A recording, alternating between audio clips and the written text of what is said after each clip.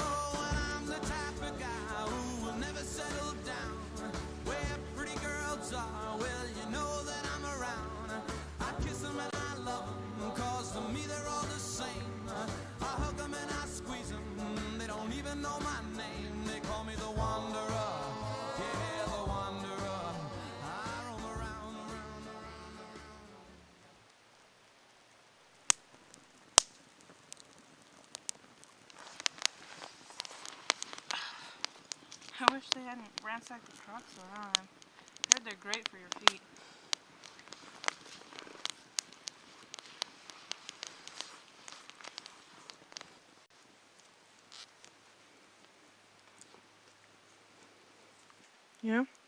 I think we should make it tomorrow by sundown, Em. How's that sound? Yeah, I'm excited too. We should probably go get some rest, though.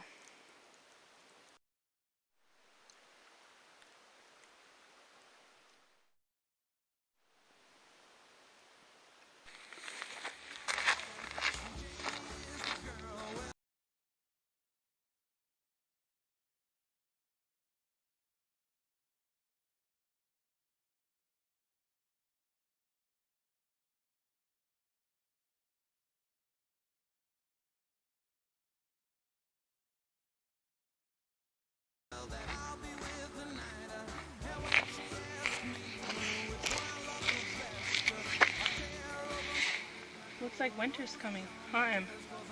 Better finish my blanket soon.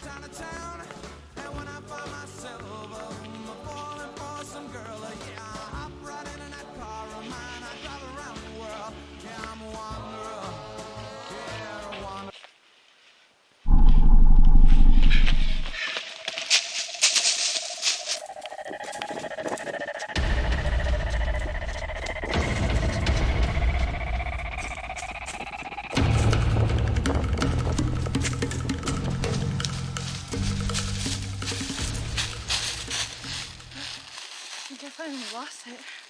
M? Oh, Emily? Oh shit. Emily? Emily?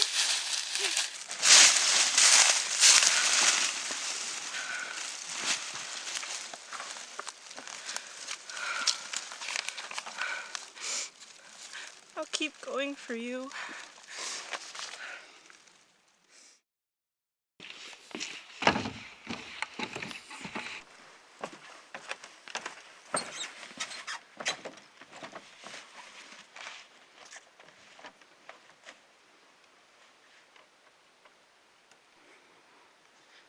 I told you I'd make it, Emily.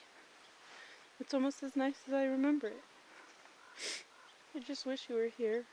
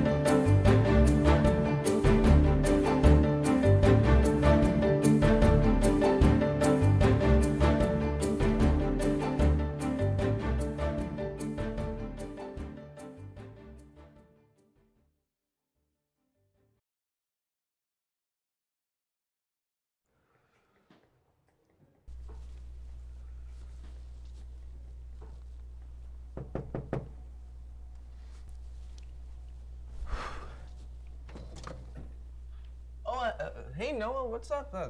How you doing, Neil? Hello. Is this a bad time, or do you not need my help anymore? Yes, I mean, no. Please, come in.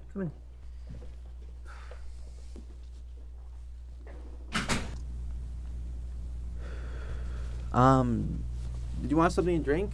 I have beer, water. Water? A beer's fine.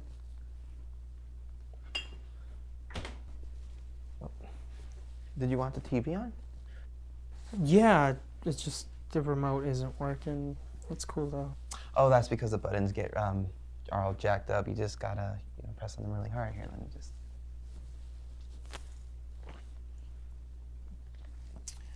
What, the remote still won't work, or?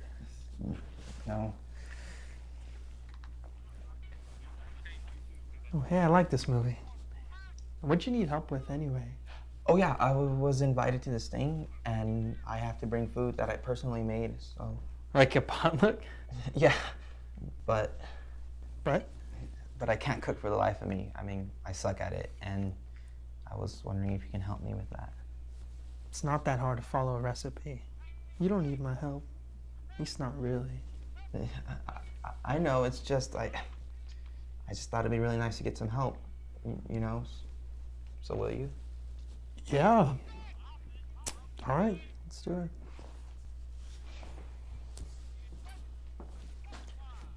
Is everything all right? Yeah. All right.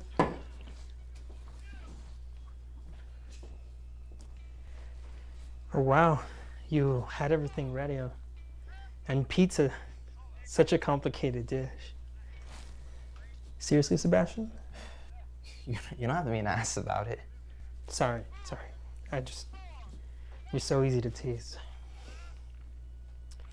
Here, knead this dough while I grab the rest. Oh, you're doing it wrong.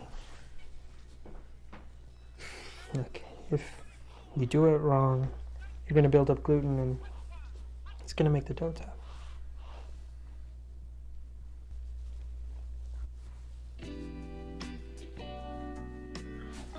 Do you want me to go turn on the TV? Yeah.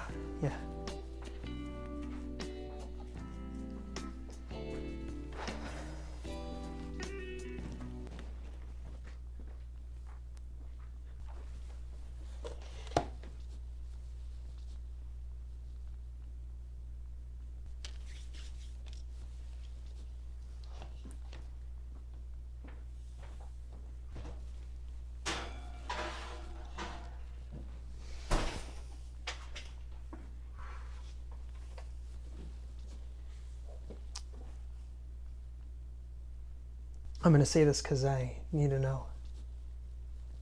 Do you like me? Of course I like you. You're a pretty cool guy to hang around with. You're pretty... It's not what I mean. Stop beating around the bush. Do you like me? It's a simple yes or no question. Sebastian? Sebastian. Oh my god. Yes, okay? Yes, I like you. There, I said it. I like you for a while now, and I can't believe that I thought this could be something. I mean, look at me. Like, how could you ever like something like me? I'm such a klutz. I can't even make a pizza, for God's sake. Sebastian. I lied. What? About the potluck. There was never any potluck. I just wanted to be with you. God, I fucked up the friendship. Don't say that. No, I messed up bad. I ruined everything. I'm sorry, Noah. I'm so sorry.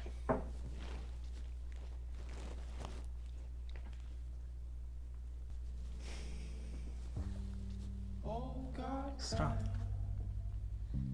Don't say that. You made me feel sweet. You didn't ruin anything. And if I'm losing my mind, would you lose yours with me? You made me wanna melt like butter in the pan. It's hard to keep my cool. knowing I'm your man. So let's spend some time.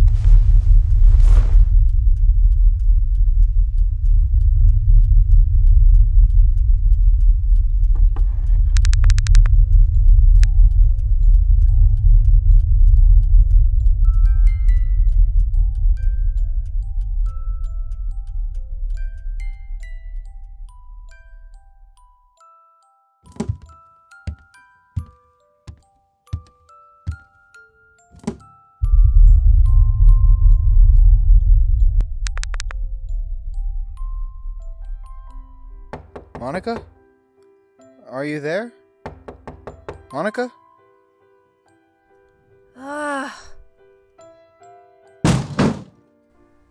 What did you do to my door? I'll bring some tools to fix it.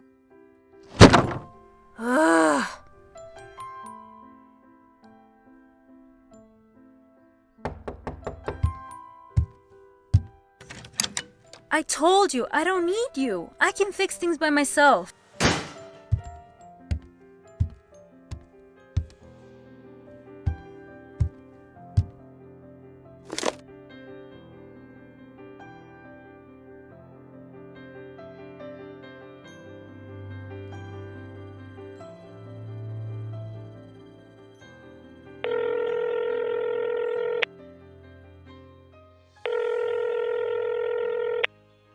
Monica?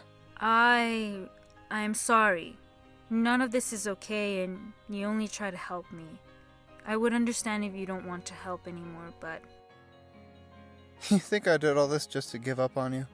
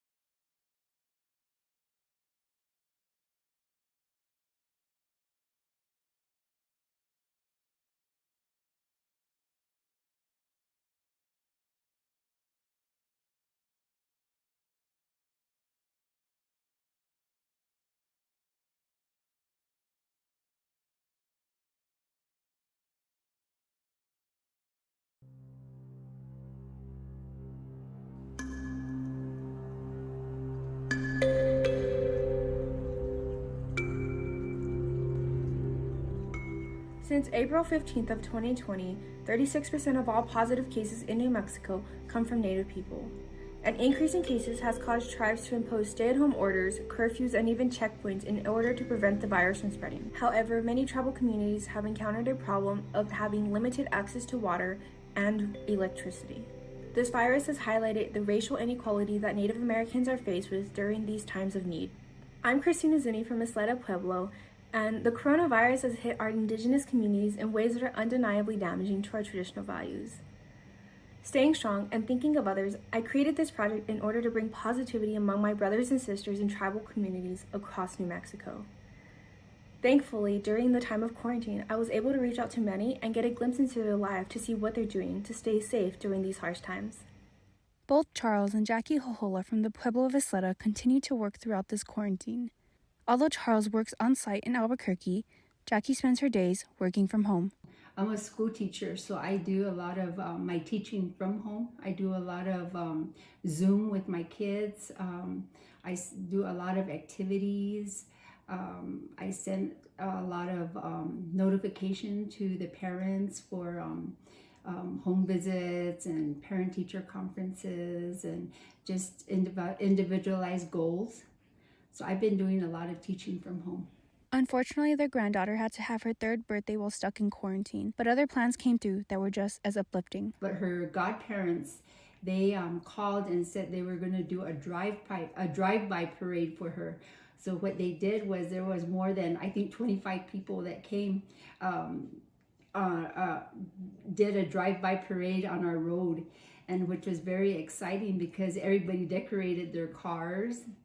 And they were yelling happy birthday, and it was a surprise because her parents didn't know what was going on.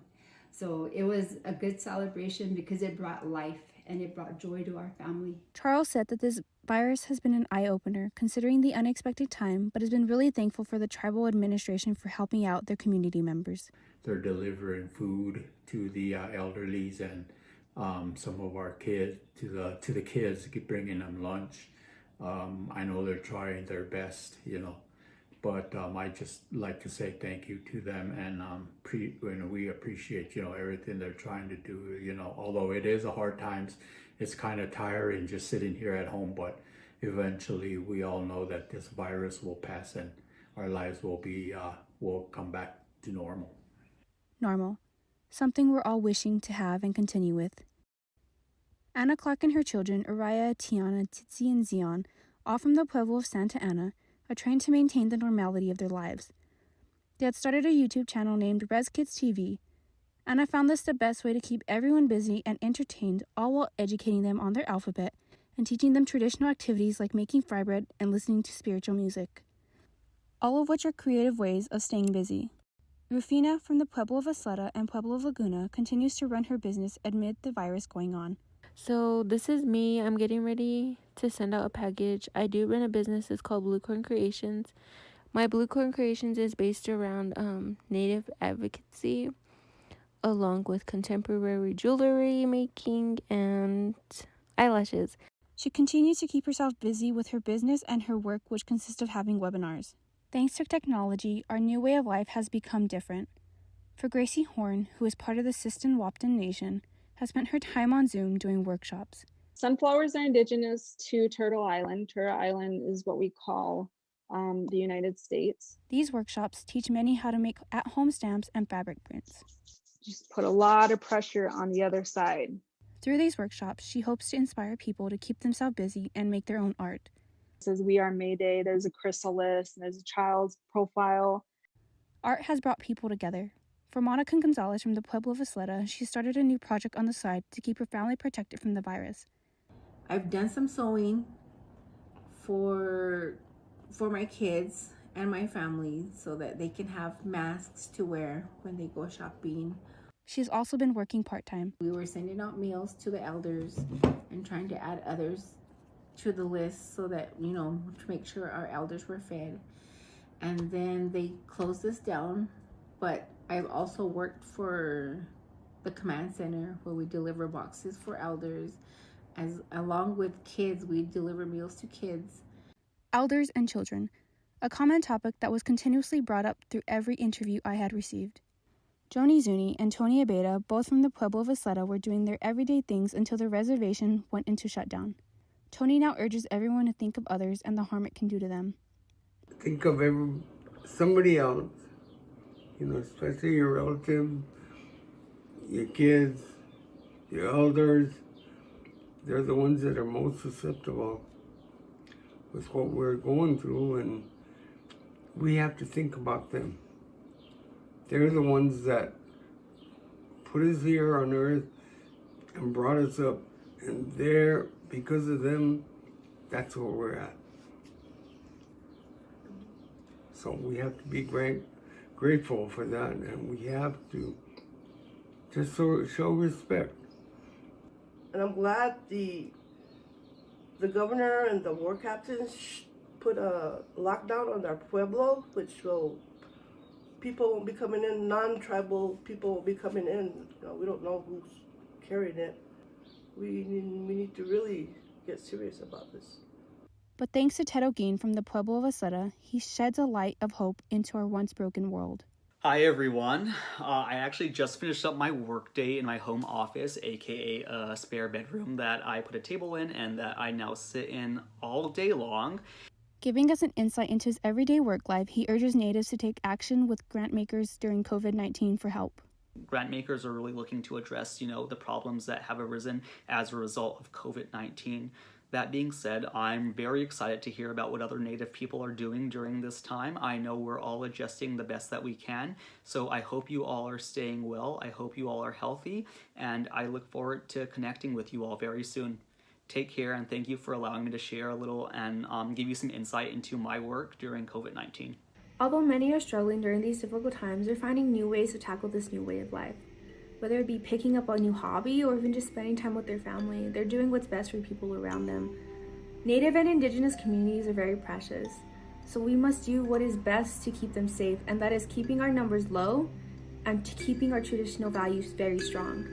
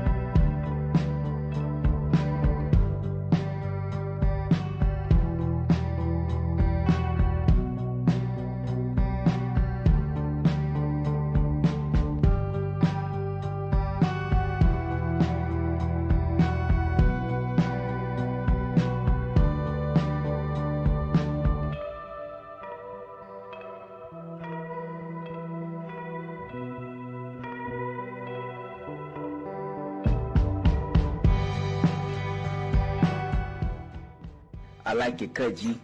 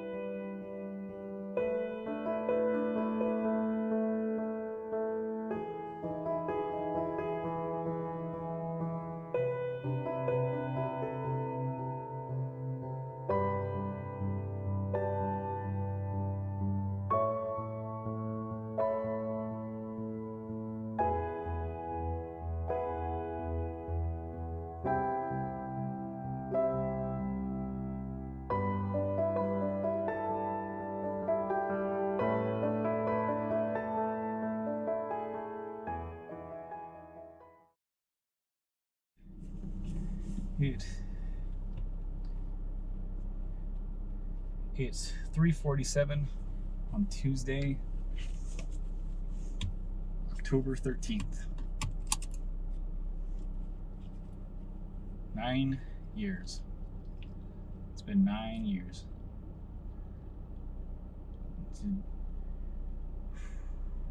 Today's the day.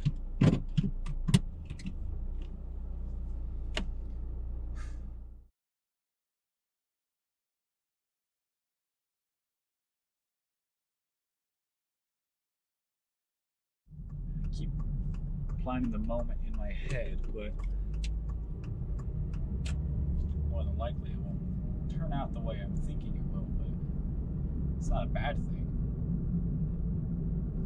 I don't know. I don't know what she'll say. I won't want to find out.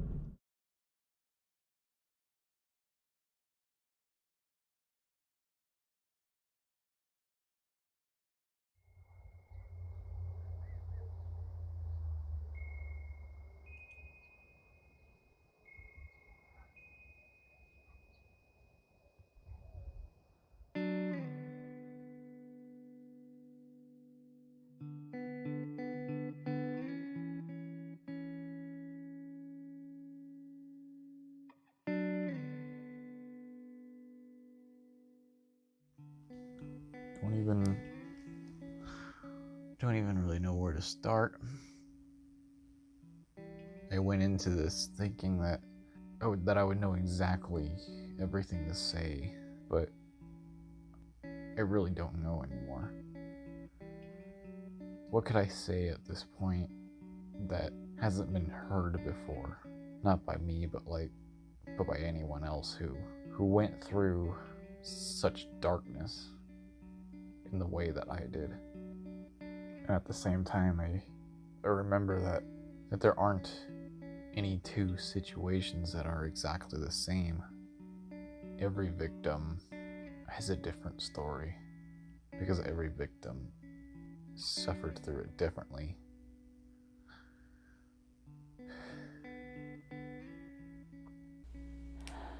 There's nothing you'd do more in the world than to be able to take back the hurt that you've caused your children. So that's the struggle that I have. I try not to forget everything that happened because I don't want to. I have to remember what happened because it reminds me that for one, there is unconditional evil in the world. Just evil for evil's sake. You know, people like that, their mind works differently than ours, and they just, I don't know, I can't think like that. I refuse to even try to think like that. The more I look back on things, the more I realize how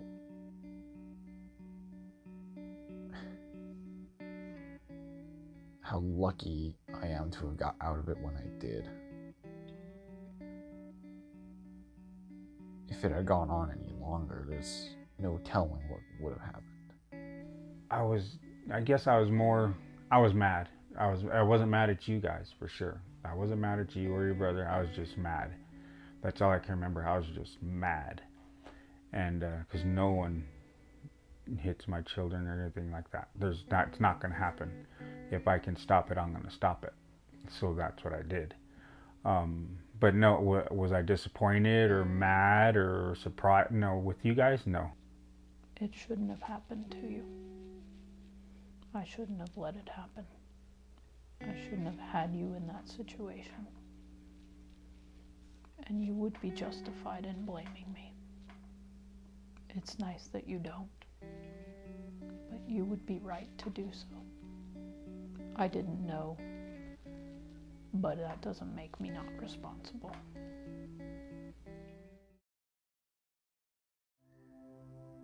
Back in high school, I was in a very rough patch. By that point, we were already out of the darkness, but I was still living through the pain. I wasn't good. I was the lowest I had ever been. But Marie came into my life very quickly after I started going downhill. I'll talk with my doctor. Here. Okay, thank you. You're welcome. I was confused because it wasn't even supposed to get refilled anyway. Yeah. But I guess she went ahead and ordered the refill, but that'll be good for these. And for these. I don't know. Thank you. Thank you.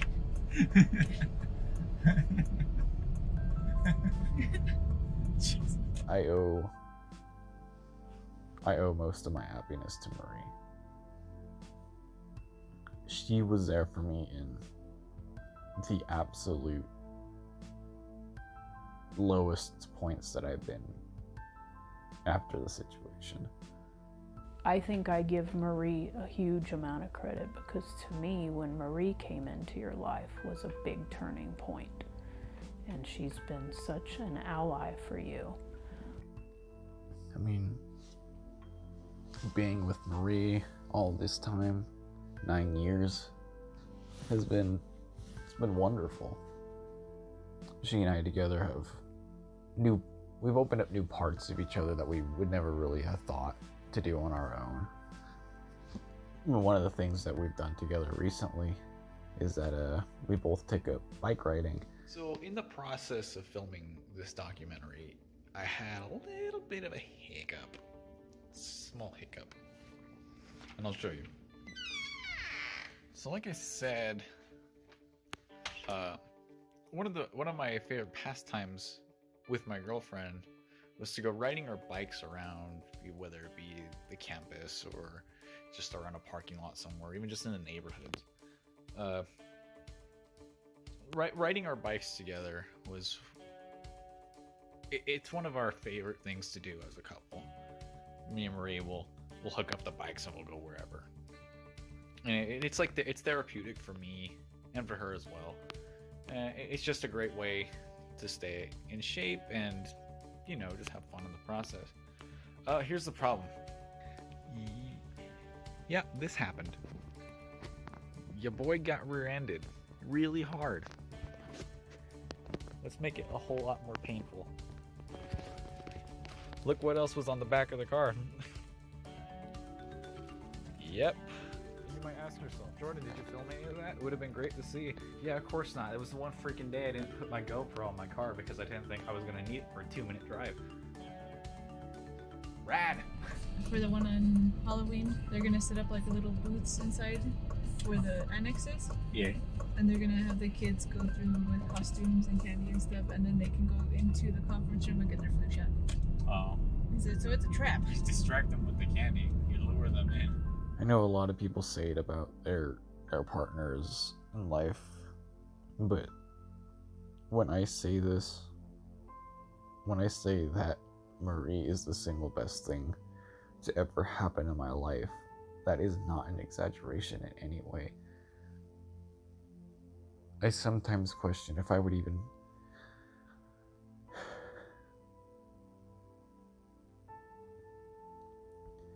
Sometimes I wonder if I would even be here today if it wasn't for her. I have other ways that I've learned to just... other ways that I can cope with the memories of what happened and just the anxiety in general. One of the things I took up about 5 years ago, I think, was gardening. Come outside? Wanna come outside? Go water?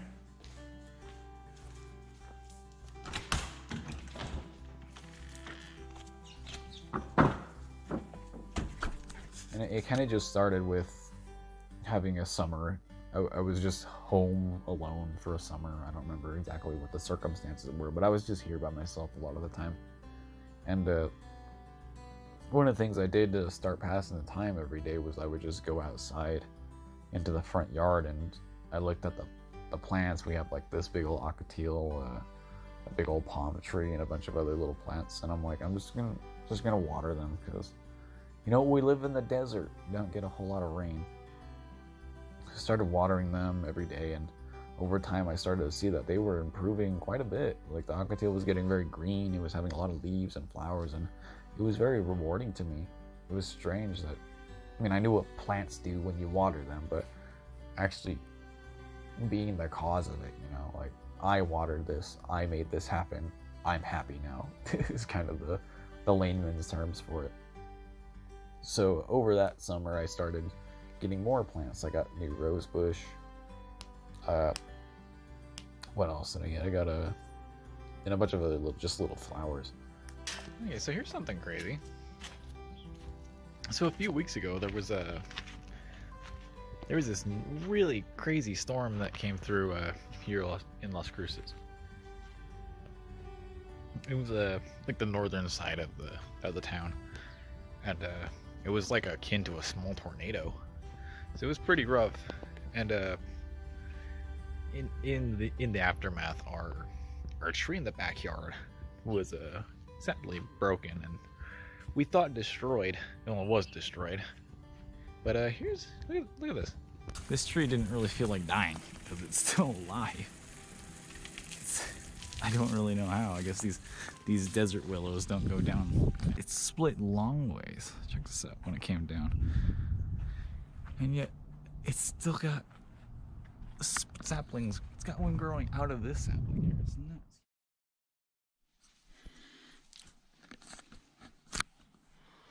There's Yummy. There he is. Hi, boy. That would be Nemesis. When I met one of my other friends, as soon as you meet her, if you'll take one, you end up with a kitty cat. Nemesis he's my cat. He's my boy.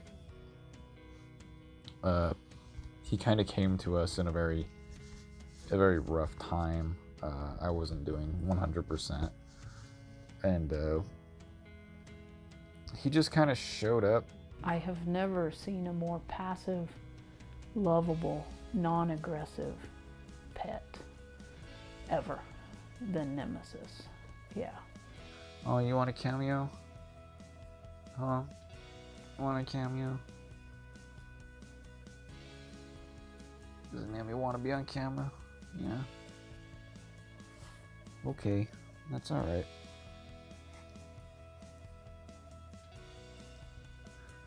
Why are you sniffing? Why are you biting the mic? Why are you biting it? Why are you trying to bite the mic? Dee Dee is our lovely, lovely dog. She is a dog. I was gonna say what kind of breed she was, but the thing is, we don't really know. She has made me a dog lover, and I am a dog lover now, and it's because of Dee Dee, but animals give the love back that they receive, and so you hit on a good point that when you're able to show an animal love and you're a person that gives an animal love, they give it right back. And Dee Dee was like the symbol of the new home, because we got her very shortly after we moved to this house. God. Can't fathom my life now without having had Callie in it. Callie did for my mom a lot of what Nemi does for me. And that's just, whether they know it or not, it's just be there for the absolute darkest of times. She was very happy, and when she went, it was very peaceful. And I was very thankful that we could do it here in the house. It was sad, obviously. It was hard to process for a while, but it wasn't a tragedy. You know what I mean? She was ready to go, we feel. You know, we miss her a lot. So the pets are absolutely part of our family. Not everyone looks at pets that way, but we definitely do here. Out there are other kids who are suffering, and they have no voice, and they have no way of escaping. There's any number of things that can kind of tip us off. A lot of times we can see that there's injuries that we wouldn't normally anticipate with a child of a certain age. Definitely it was a red flag when you did reach out to a counselor. You took such extreme action that you did say something to somebody. That's an absolute red flag. What might be something that people could look out for that they wouldn't really think to look for? A lot of it is the interaction between the child and the caregiver. They tend to be afraid of them. They tend to be very hesitant to answer any question that we ask them. Because you got to remember that time it was, It was quite a while ago. You guys are still young, and I'm sure you guys are still confused about all the situation that you guys are in. And that's the situation I put you guys in, but I understood it. How do you make the decision to involve CPS when you suspect a case? Anytime there's any suspicion at all, even remote suspicion, we have to call CPS. It is required by law for any caregiver, any physician or medical provider, including teachers as well. If there's any even remote suspicion, we have to inform CPS, and they are the ones that make the determination if there is in fact child abuse that is going on. If you could look at any parents in the world, what would you tell them? In a situation like this? Yeah, if they had any suspicions. Yeah. My thing is, if you have any suspicions, talk to the children or whomever. Talk to them. Get a feel for what they're saying and what they're not, more importantly, not saying. And if you feel that the suspicions are true, get the hell out. No matter what it takes, get the hell out. Your gut tells you. You have to trust it. And if it doesn't feel right, it's not right. And it's not going to get better. When you do call the CPS hotline, it does in fact say that if you are making the report in good faith, that you are protected. So this is even anybody off the street. Is not necessarily just teachers or healthcare providers. If you are afraid to get out, find someone who'll help you. There's always family that'll help. There's always friends that will help. As you've learned that there's a lot of good people out there. They're ready and willing to help you. Looking at things now, I mean, I feel okay. This is the best state of my life that I've ever been in, and it's the people that I love that I thank for that. I admire you so much for what you've been able to do and how you've been able to grow, and to the point where you would think about and do this documentary so that you could help others, including people like parents who are dealing with this as well. I'm in awe of what you're doing, and I'm so proud of you. Our family's a little dysfunctional, but we're always here for each other. We all got our little weird things, but we're always here for each other. And hopefully, like I said, if there's some thought that things are happening, there'll always be someone there for you. Just gotta reach out. I owe a lot of gratitude for my safety and who I am today to my parents, because even if they contributed to me being in that situation, they're the ones who got me out. It's complicated. It's always complicated. That's why this topic is so hard. That's the best part of what you're doing, is that you're showing people that talking about it is healing, and talking about it is not shame. It's not a shameful experience. I worry about you. I will till the day I die. That's all there is to it. I don't care if you guys become multimillionaires and happy forever. I'm still gonna worry about you guys. That's my job.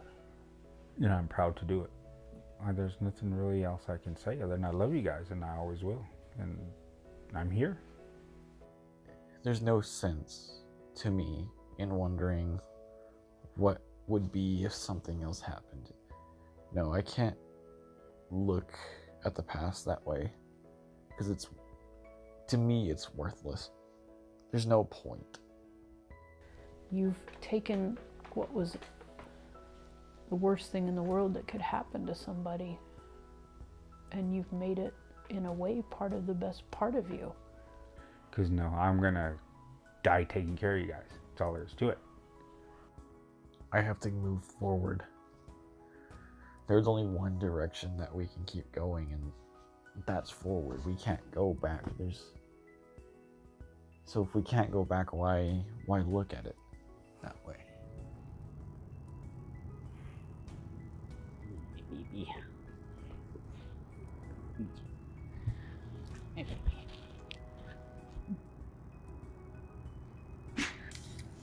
Marry me, baby.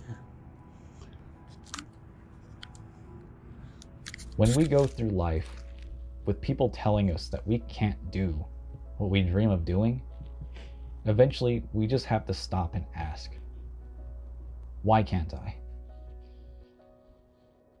Of course I will.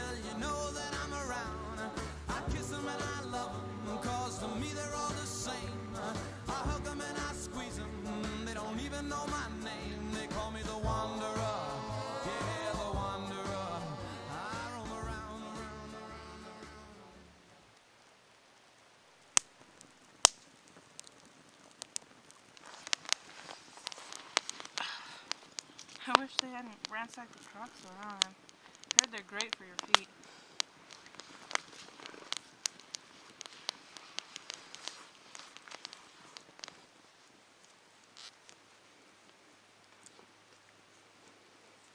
You know, I think we should make it tomorrow by sundown, Em. How's that sound? Yeah, I'm excited too. We should probably go get some rest, though.